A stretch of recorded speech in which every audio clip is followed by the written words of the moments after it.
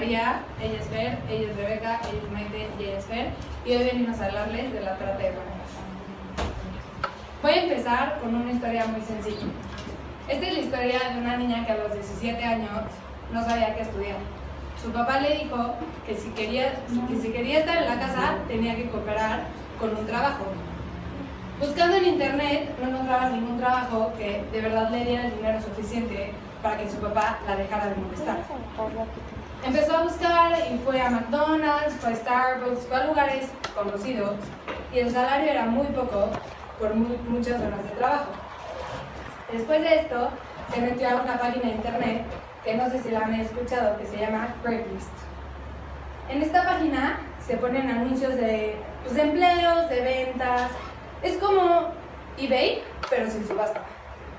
Empezó a buscar y encontró un aviso tentador en el que solo le pedían que se tomara fotos. ¿Qué son unas fotos?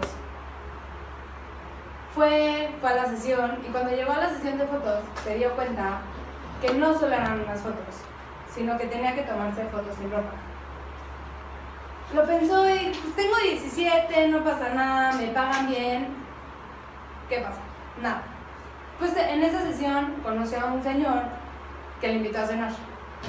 Una semana pasó, le invitó al cine, luego le invitó por un café y empezó a confundir lo que era el chantaje con amor. Ella estaba 100% convencida que ella quería lo mejor para ella. Después de un tiempo, él le invita a participar en un video. Este video era un video pornográfico. Cuando ella llegó, se puso nerviosa, no estaba segura si quería participar en él o no. Y él, con chantaje, la convenció y le dijo que lo iba a hacer quedar mal, que ella tenía que ser parte de eso. Hizo un video, hizo otro, y así sucesivamente se fue metiendo en la industria pornográfica. Después de un tiempo, quería ya no estar dentro de eso. Ya no le gustaba, ya no le pagaban bien. Eran muchas escenas con las que ella no compartía. Intentó salirse y es ahí cuando la raptan y la llevan a la trata de blancas. ¿Por qué hablamos de este tema? Creemos que es un tema tabú, es un tema del que no se habla en la sociedad, es un tema del que simplemente tenemos miedo.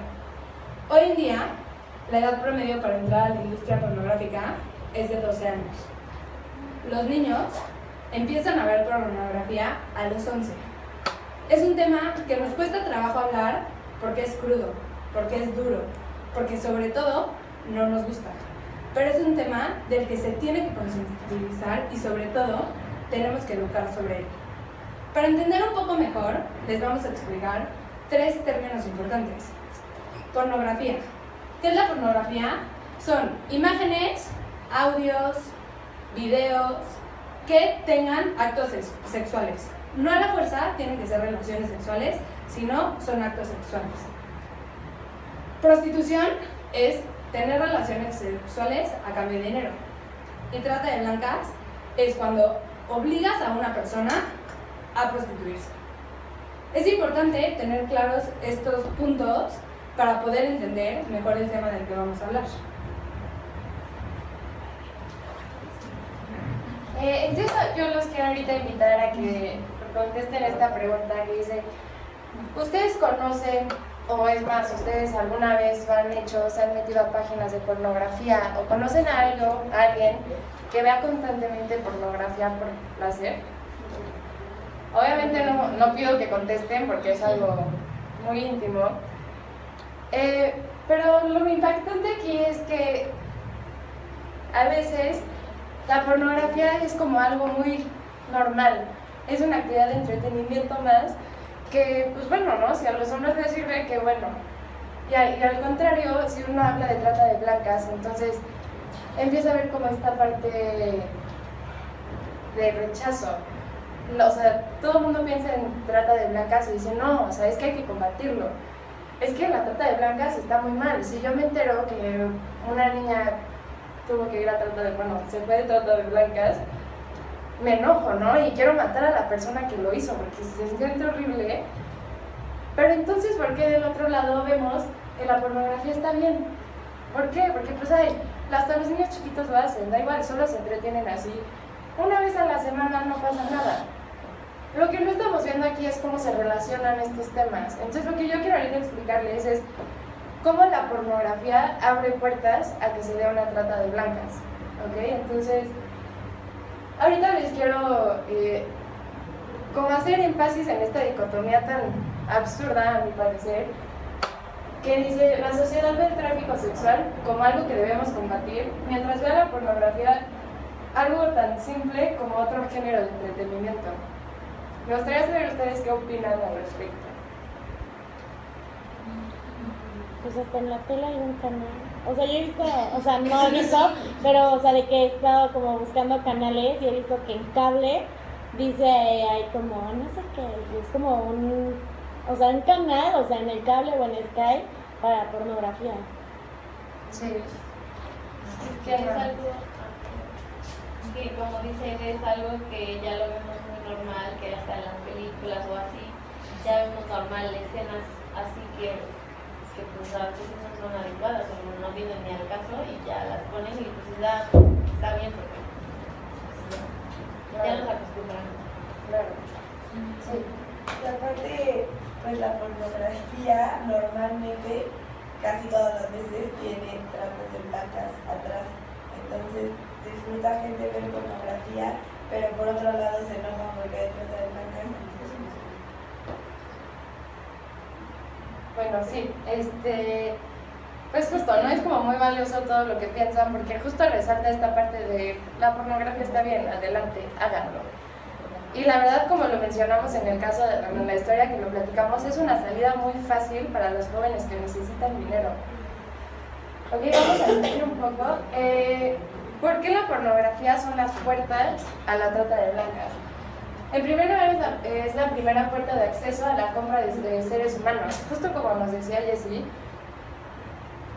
si una persona ve pornografía, probablemente la persona que está haciendo la pornografía para recibir este dinero pueda terminar en una trata de blancas.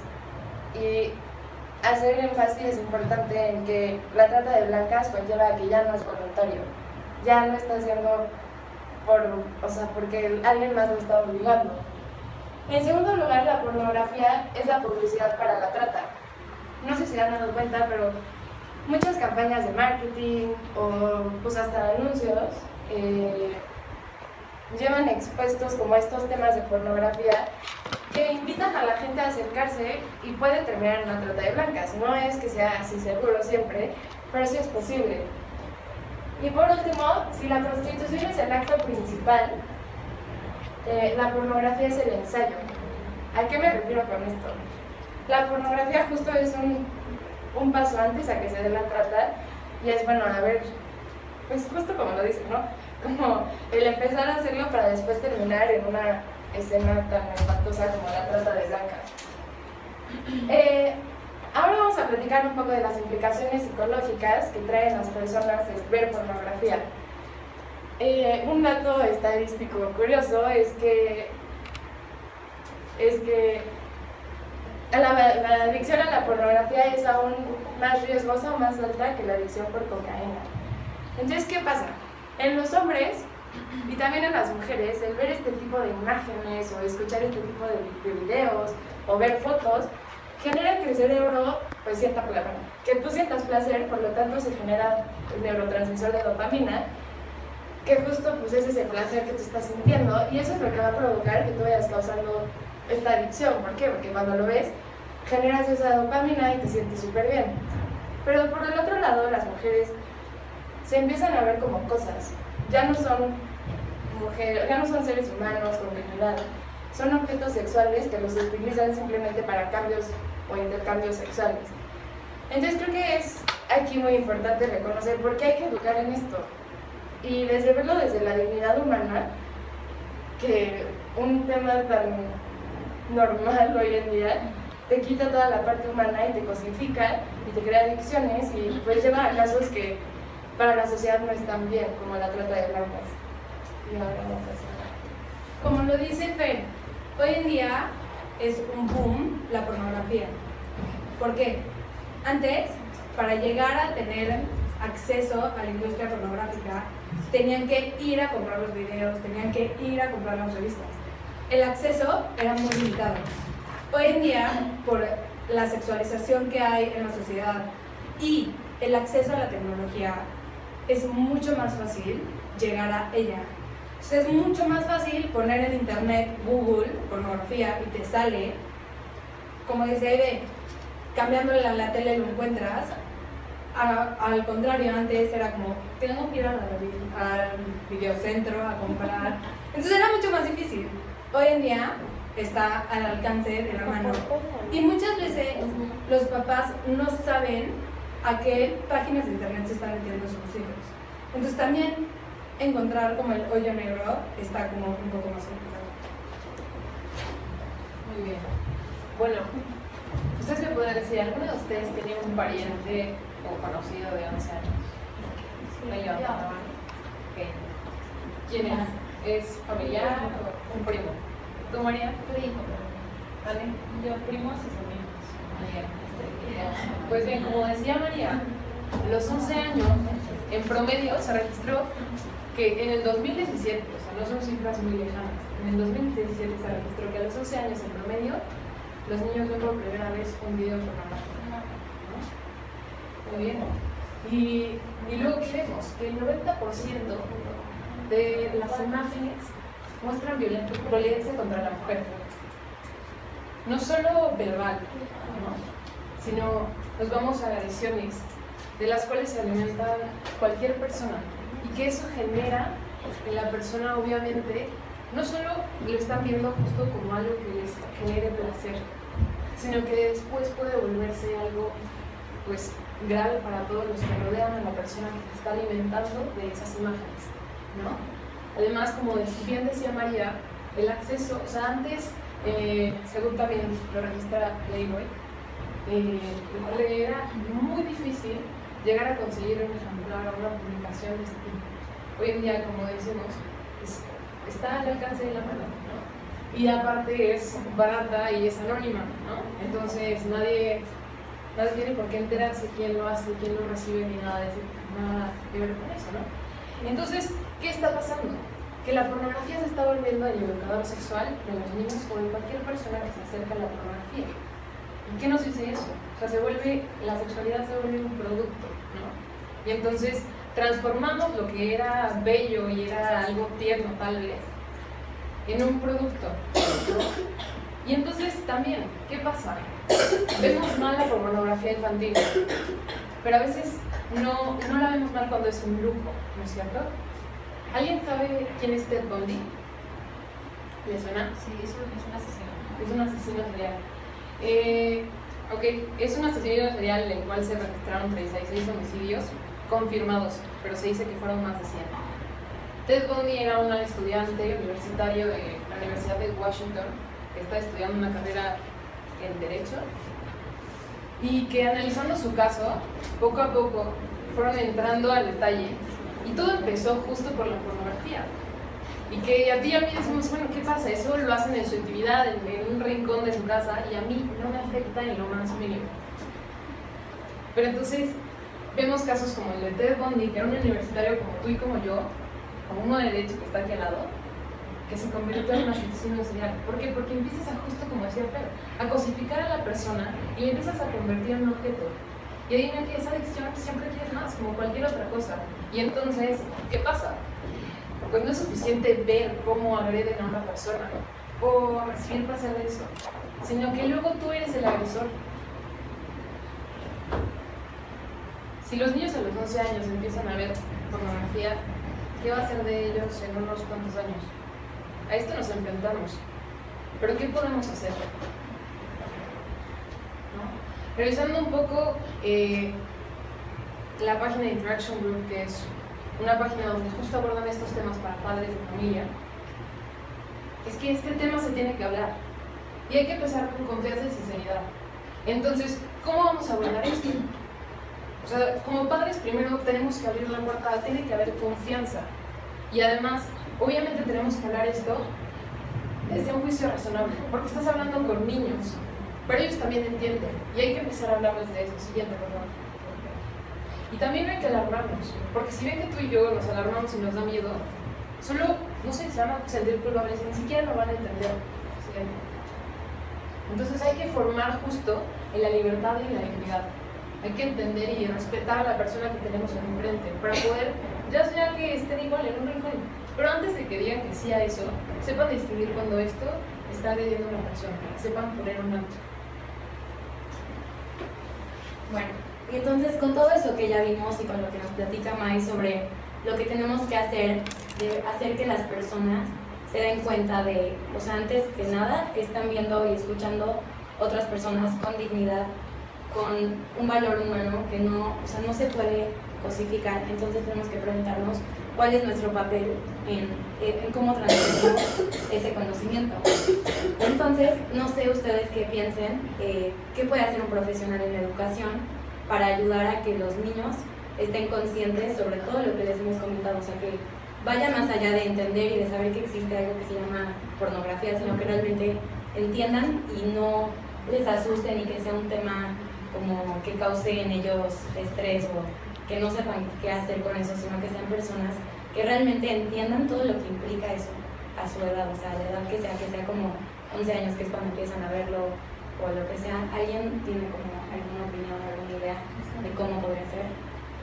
Yo pienso que es un tema delicado para tocarlo en las escuelas, sobre todo dependiendo, o sea, sobre todo porque la educación del alumno no solo depende de uno como el maestro, sino que el responsable primero es el papá y es el que en general decide. Sí. Pero partiendo de eso, pienso que lo que sí se puede hacer en una escuela no es tal cual hablar de pornografía, pero sí hablar de dignidad humana, respeto, honestidad, poner límites, saber decir que no, saber decir que sí, ponderar, desarrollar en el niño un juicio crítico.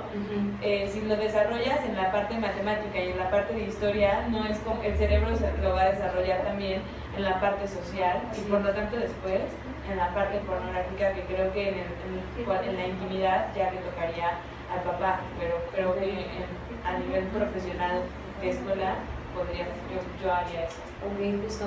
¿Alguien más tiene alguna otra opinión? Bueno, de eso que dijo Ana, justo es lo que se busca en la educación, porque sabemos que son temas que son más como el papá, lo que sea, pero nosotros como profesionales de la educación lo que debemos de hacer es darles todos los recursos para que ellos puedan prevenir estar en situaciones de riesgo en las que puede iniciar con pornografía y que luego puede ir más allá de eso. Entonces es justo darle todas esas herramientas para que desarrollen esa capacidad de discernimiento y de pensamiento crítico para que puedan ver eso y entenderlo, y entonces no solamente ellos no acercarse a eso, sino que ayudar a los otros a que también se alejen de buscar, no sé, pornografía y que no sé qué, sino que realmente ellos tengan los recursos y ayuden a que otros los generen. Entonces, un profesional de la educación eso debe de hacer, debe darles esas herramientas y sobre todo centrar la educación en la dignidad. Ok, y entonces a esto tiene mucho que ver con el estilo de pensamiento y con cómo transmitimos esas ideas. Está el pensamiento pesimista, que es como ver todo es universal y personal, o sea, todo pensar como, no, pues esto pasa siempre y a mí me pasa, bla. Y luego está el optimista, que es ver la adversidad como transitoria, específica y externa a la persona. Entonces, esto va muy ligado a la resiliencia, que es todo lo que se debe de generar en el alumno, en las personas y sobre todo en este tema en particular, en el alumno, para que sea una persona con todas esas herramientas y todos esos recursos para poder no ver la adversidad como, no sé, el mundo es una porquería o qué es eso, no sé qué, sino como realmente reconstruir toda esa información que está procesando y hacer con eso algo mejor, que es justo ayudar a los demás a que nos acerquen y nos pasen. Luego, de esto lo que queremos es un enfoque preventivo, pues, no tanto de alerta y como no le digan, porque a ustedes no sé hasta qué edad, no sé si se acuerdan, a qué edad escucharon hablar de temas como este. Yo, o sea, súper grande, tipo a los 15. O sea, de verdad, ustedes no sé. ¿Como la pornografía? O sea, pornografía, trata de blancas, o sea, temas como... Sí, también. Yo también era. Y realmente los escuchan y creo que no los entendemos tanto. O sea, es como, sí, pues es esto y está feo, no sé. Pero realmente entenderlo, entonces queremos cambiar de enfoque a uno de alerta a uno preventivo. Justo lo que les comenté, una pedagogía basada en la resiliencia, que es, así como nosotros necesitamos desarrollar competencias profesionales, competencias para la vida emocionales, también los niños deben de desarrollar competencias de resiliencia. No, te voy a quedar. Perfecto, bueno.